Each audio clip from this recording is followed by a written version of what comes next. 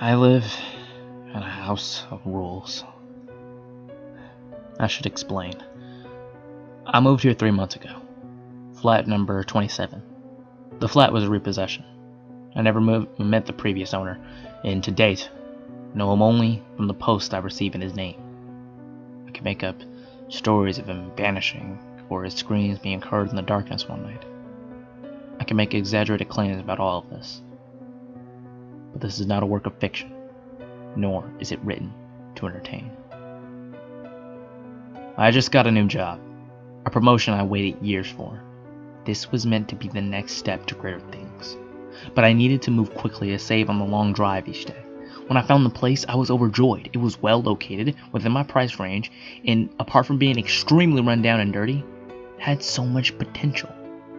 It's a duplex apartment with a guest room and spare bathroom on the ground floor, and a dressing room and several storage rooms on the top floor.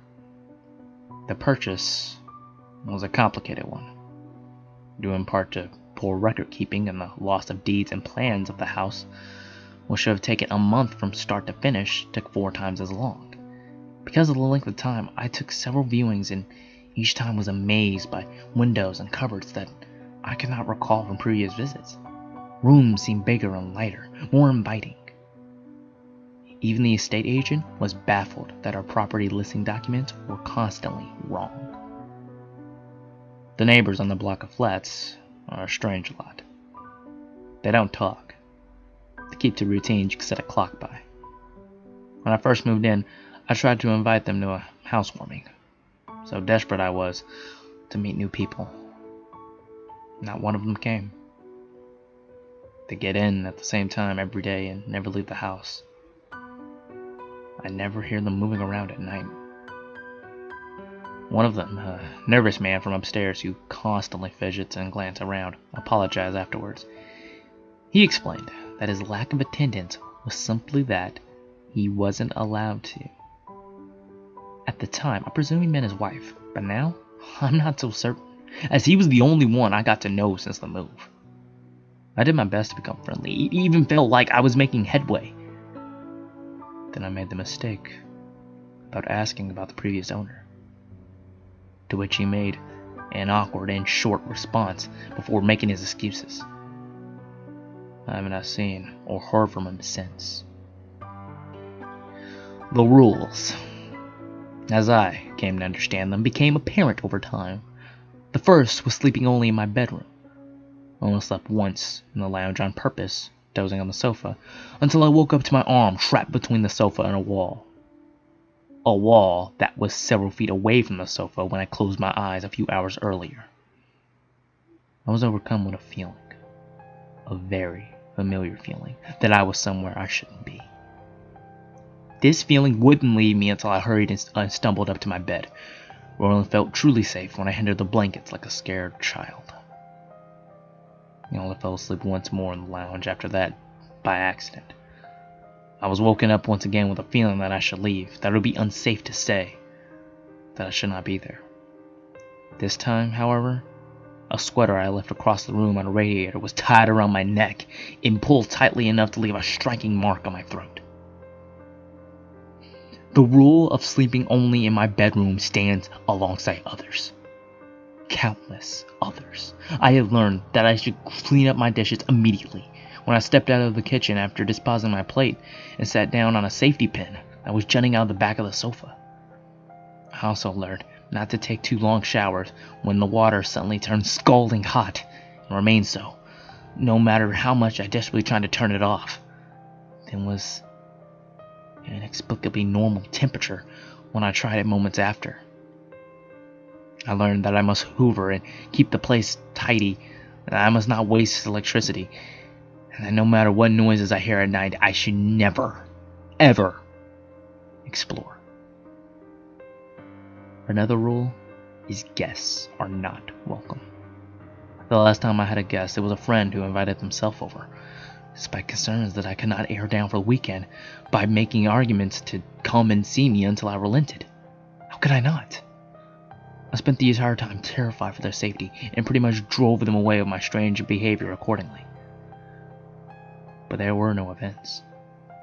Such things made me bold, and I began to relax. I stayed awake until late, playing music at night, and did whatever I wanted, even going so far as feeling like I had triumphed against the house that remained meekly quiet.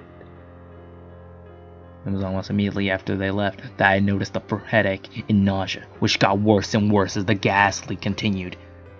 I only made it out before I succumbed. I have so many things I could tell you. Example after example, I don't know where to begin.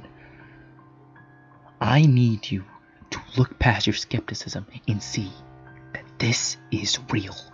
That this is more than a coincidence. That this is just child's play haunting. I am not being haunted. I am being ruled. The rules are only a part of it. They are the part I play. The rest is done without me, and not only that, but done around me. The walls shift, doors open some days, but won't the next. The number of windows in my bedroom increase one by one over consecutive nights. And then there was only one again. There was a cupboard on the top of my stairs that changes in sizes quite regularly. One of the most terrifying experiences of my life was when I opened it, and I saw it went back several meters more than I remembered. When I walked in, somehow the door shut behind me and I groped it in the dark silently, reaching out for a wall I knew that must be there, yet my fingers only touched air. I do not know how long I fumbled in the dark, but it was only as my panic attack rose that my shaking fingers found the wooden door. Tell me, have you ever woken up in a room with a chair sitting at the end of your bed? A chair that came from the dining room? The dining room that is down a flight of stairs and along a hallway. Have you ever walked into a room and seen a storage cupboard that was not there before? Have you ever observed more stairs on a staircase as you go up them and then when there were when you went up? Have you ever entered a room, looked for something, and then realized you gave up and realized that an hour and a half passed? I have lived all of these things, and were I a better scientific man, I would have kept a running log of it all. I would have found proof I need to show the world that I am not crazy, that this is real. That this is a nightmare I am living.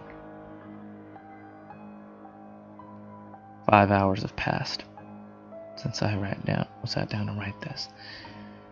And when I once hoped to prepare some lunch and hope that there are no drawing pins in my bread like last week when I realized I hadn't hovered. Instead, it's getting dark. I now live a life of routine just like my neighbors. I have just turned off the music. No loud noises after dark is one of the rules. It is the one I hate the most because it makes me feel so alone. Lights left on in rooms that are empty or too many on in one room are prone to fusing or even shattering without warning.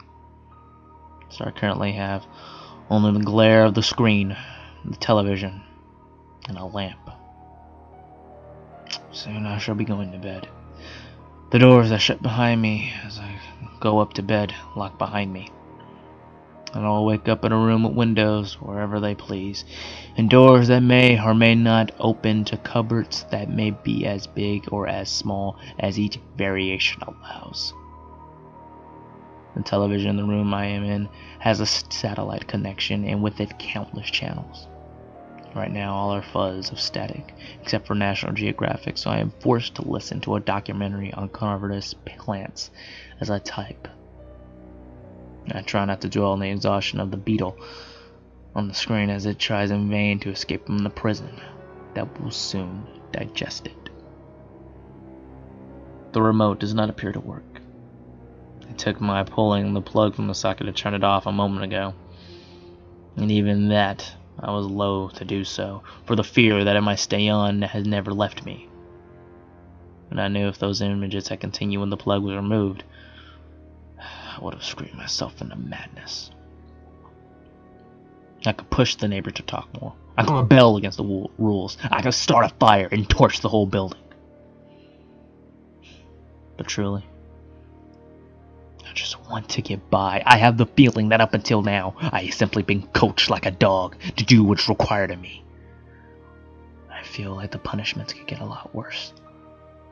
The occasional demonstration of strength, the enforcement of the rules, and the occasional mild punishment when I transgress, like one that taps the nose of a dog when it misbehaves. That is what I hope for if I can behave. Stepping out of line only causes me harm and fear. It is out of fear, in reference to my own human dignity, that I do not need to explain here what happens when the house feels it really needs to punish.